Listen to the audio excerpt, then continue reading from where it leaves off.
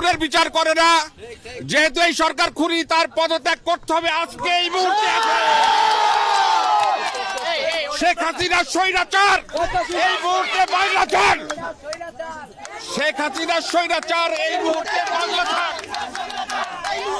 সরকার আমাদের ভাইদের রক্ত রঞ্জিত করেছে, তার পদত্যাগ করতে হবে, খুনের বিচার করতে হবে।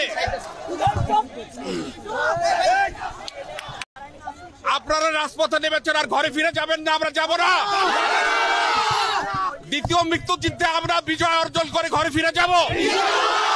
রক্তের বিনিময় হলে, জীবনের বিনিময় হলেও।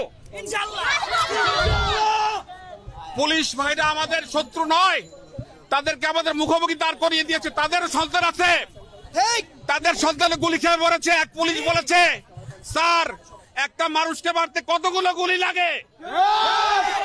এই সরকার মিথ্যাবাদী।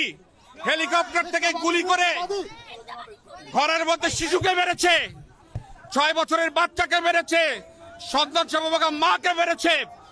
এবং সেই ইতিহাসে এমন পিশাচ, নরপিশাচ, নরঘাতক, নরহন্তারক সরকার, তার এই মুহূর্তে পদত্যাগ করতে হবে। আমরা ঘরে ফিরে যাব না ইনশাআল্লাহ।